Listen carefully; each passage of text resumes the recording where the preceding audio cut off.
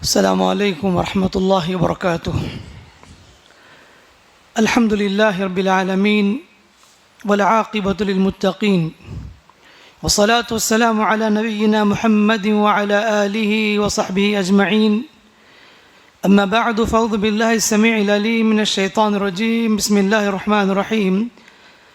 الف لام میم، احسب الناس ان يتركوا ان يقولوا آمنا وهم لا يفتنون وَلَقَدْ فَتَنَّا الَّذِينَ مِن قَبْلِهِمْ فَلَيَعْلَمَنَّ اللَّهُ الَّذِينَ صَدَقُوا وَلَيَعْلَمَنَّ الْكَاذِبِينَ۔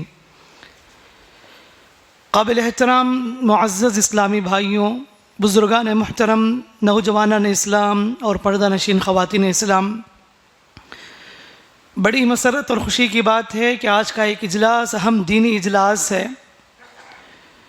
جس میں ماشاءاللہ سے دو شخصیت انشاءاللہ یہاں پر آپ کے سامنے خطاب کرنے والی ہے۔ یہ ایسے مواقع ہیں جس میں شامل ہو کر میں اور آپ ہر لحاظ سے مستفید ہوں، خاص کر کے آخرت میں کام آنے والی چیزیں اس طرح کی مجلس میں، محفل میں بیان کی جاتی ہیں۔ دعا ہے رب تعالیٰ سے اللہ تعالیٰ ہم تمام کی کوششوں کو قبول فرمائے۔ جو بھی باتیں کہی جائے گی اللہ تعالیٰ ان کہی باتوں پر، سنی ہوئی باتوں پر اللہ مجھے بھی اور آپ کو بھی عمل کی توفیق عطا فرمائے، اللہم آمین۔ جس موضوع پر مجھے آپ کے سامنے گفتگو کرنی ہے وہ ہے ابتلا اور آزمائش۔ معزز بھائیوں، میں نے آپ کے سامنے سورہ عنکبوت کی ایک آیت تلاوت کی۔ رب العالمین کا فرمان ہے، الف لام میم، احسب الناس ان يتركوا ان يقولوا آمنا وهم لا يفتنون۔ کیا لوگ سمجھ بیٹھے ہیں کہ وہ ایسے ہی چھوڑ دیے جائیں گے ایمان لانے کے بعد؟ کیا ان کی زندگی میں آزمائش نہیں آئے گی؟ وَلَقَدْ فَتَنَّا الَّذِينَ مِن قَبْلِهِمْ، جان لو کہ ضرور ان کی زندگی میں آزمائش آئے گی، جیسا کہ ان سے پہلے لوگوں پر یہ آزمائش آئی تھی۔ کیوں؟ تاکہ اللہ جان لے کہ کون سچے ہیں کون جھوٹے ہیں۔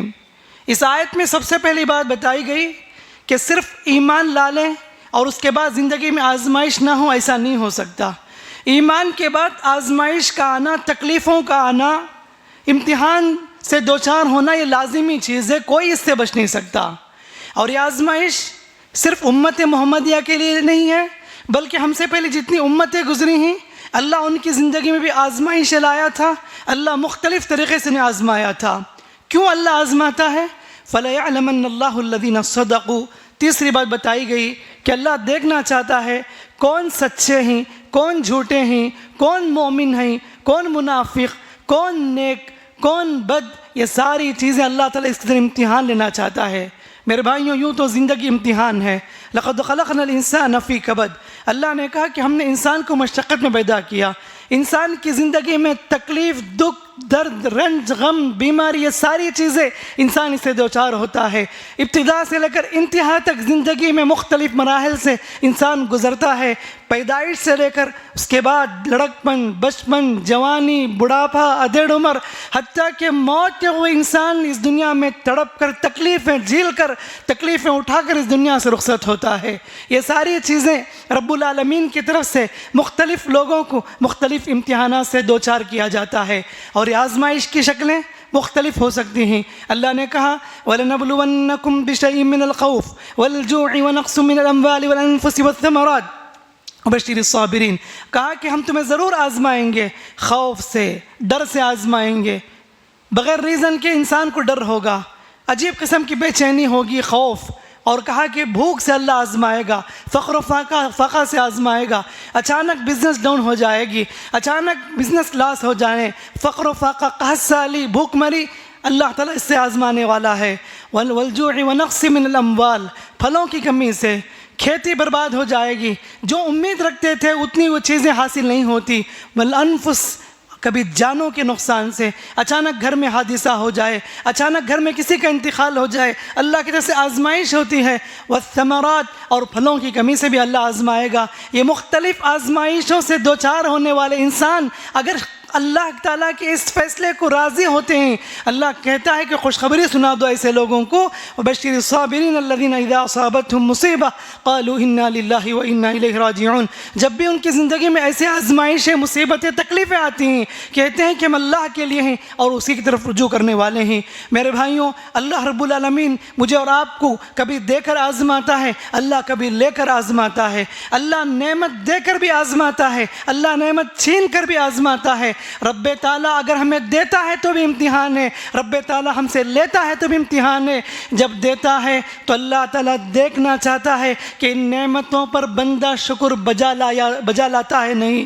جب اللہ تعالیٰ چھینتا ہے، لیتا ہے، اللہ دیکھتا ہے یہ بندہ میرے اس فیصلے کو قبول کرتا یا نہیں، یہ بندہ میرے اس فیصلے کو قبول کرتے ہوئے صبر کرتا یا نہیں، اللہ دیکھنا چاہتا ہے۔ اللہ کہتا ہے وَنَبْلُوكُمْ بِالشَّرِّ وَالْخَيْرِ فِتْنَةً، ہم تمہیں زندگی میں خیر سے بھی آزمائیں گے، شر سے بھی آزمائیں گے۔ یہ اللہ رب العالمین کا قانون ہے۔ یہ صرف میرے ساتھ اور آپ کے ساتھ نہیں ہے، نبیوں کے ساتھ بھی یہ حالت رہی ہے۔ اللہ تعالیٰ نے سلیمان علیہ السلام کو دے کر آزمایا تھا، کیا کچھ نعمتیں انہیں ملی تھی۔ پرندوں کی بولی اللہ نے سکھائی، جنات ان کے کنٹرول میں تھے اور ان کے حکم کے بغیر کوئی بھی آگے نہیں بڑھتا تھا۔ اللہ تعالیٰ ان ساری نعمت کو عطا کیا انہیں، وہ ساری نعمت پا کر کہتے ہیں ھذا من فضل ربی لیبلونی اشکر ام اکفر، یہ رب کا فضل ہے جو اللہ نے مجھ پر ریوارڈ کیا، انعام کیا۔ وہ دیکھنا چاہتا ہے، امتحان لیتا ہے کہ میں شکر بجا لاتا ہوں یا نہیں۔ وہیں اللہ تعالیٰ ایوب علیہ السلام کی زندگی کی مثال بیان کر کے یہ بتانا چاہتا ہے کہ نبی کی زندگی میں بھی تکلیفیں، بیماری، مصیبتیں آئی تھی، انہوں نے برداشت کیا، صبر کیا۔ ایوب علیہ السلام کو دیکھ لو، ایک نہیں دو نہیں 18 سال بیمار رہے، 18 سال تکلیفوں کو انہوں نے فیس کیا تھا۔ ایسی تکلیف میں، بیماری میں انہوں نے کبھی مایوسی کا شکار نہیں ہوئے، اور ان کی زندگی میں صبر ہی صبر تھی۔ انہیں معلوم تھا کہ اللہ تعالیٰ مجھے آزماتا ہے، ان کی اس صبر کی وجہ سے اللہ تعریف کرتا ہے انا وجدناہ صابرا، ہم نے ایوب کو صبر کرنے والا پایا۔ نعم العبد، کیا ہی بہترین بندہ ہے۔ انہ اواب، بے شک ایوب تو رب کی طرف رجوع کرنے والا ہے۔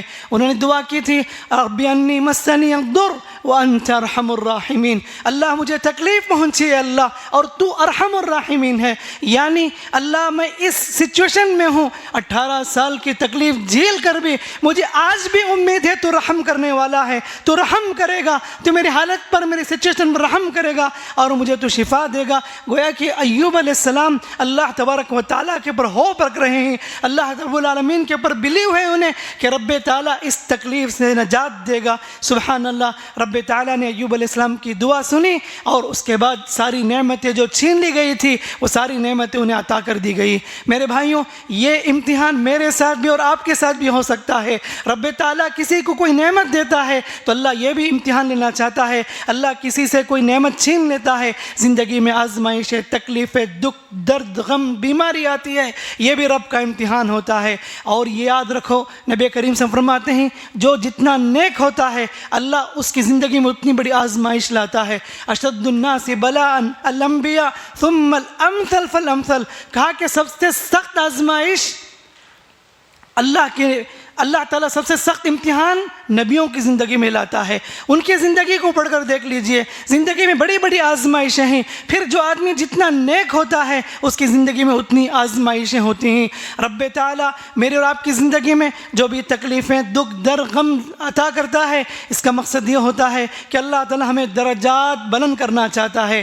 بعض اوقات ایسا ہوتا ہے کہ بندے کی نیکی اتنی نہیں ہوتی، اس مقام کو پہنچنے کے لیے جنت میں اللہ تعالیٰ بندے کو اس مقام پر پہنچانے کے لیے اس کی زندگی میں مختلف قسم کی آزمائشیں لاتا ہے۔ اس آزمائش پر بندہ اگر صبر کرے، اللہ کے فیصلے کو قبول کرے، اللہ تعالیٰ کے نزدیک وہ مقام کو پا لیتا ہے، وہ درجے کو جنت میں پا لیتا ہے جو اللہ تعالیٰ بندے کے ساتھ چاہتا ہے۔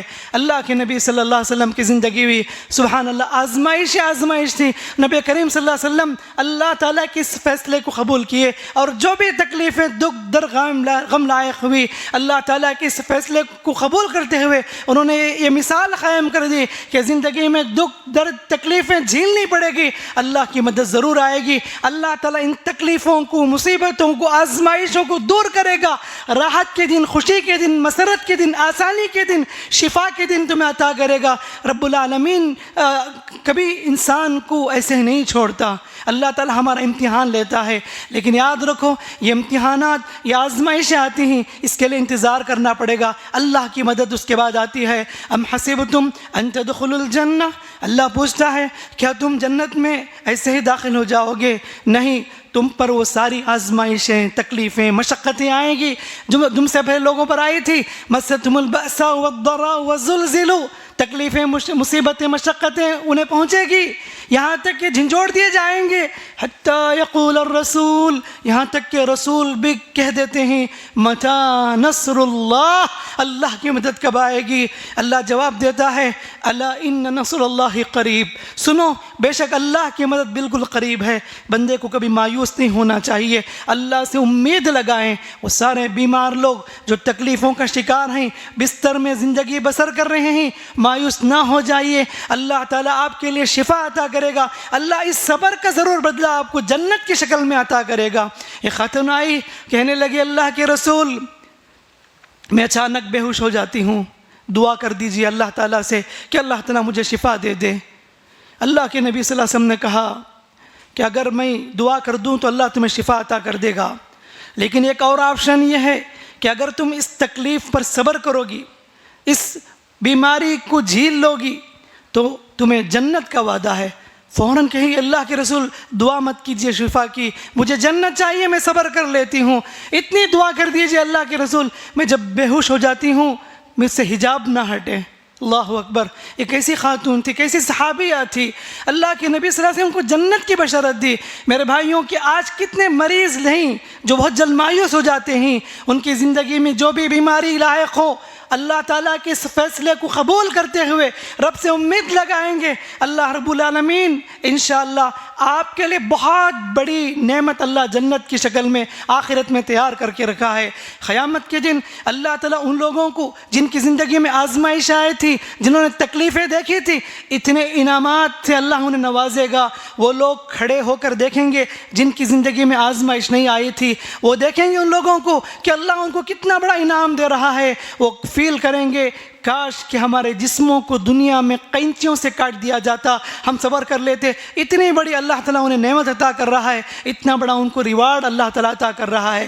میرے بھائیوں، بتانا مقصد یہ ہے کہ مومن کی زندگی امتحان ہی امتحان ہے، آزمائش آزمائش ہے۔ جتنا آپ کا ایمان مضبوط رہے گا اللہ رب العالمین آپ کو ثابت قدم عطا کرے گا۔ جن کا ایمان کمزور ہوتا ہے ایسے لوگ آزمائش میں پھسل جاتے ہیں، رب تعالیٰ کے تعلق سے بدظن ہو جاتے ہیں۔ ایک مومن کو کبھی ایسا نہیں ہونا چاہیے۔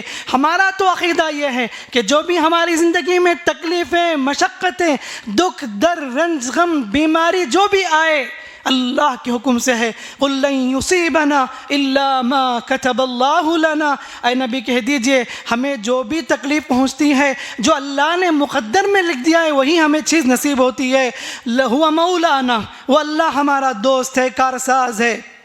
سبحان اللہ، ایسا توکل ہونا چاہیے۔ آج لوگ بہت جلد مایوسی کا شکار ہو جاتے ہیں، مایوسی کفر ہے۔ لا تقنطوا من رحمت اللہ، اللہ کہتا ہے کہ اللہ کی رحمت سے مایوس مت ہو جاؤ۔ اور یہ بھی یاد رکھو کہ اللہ رب العالمین انسان کو وہی آزمائش دیتا ہے جو اسے جھیل سکتا ہے۔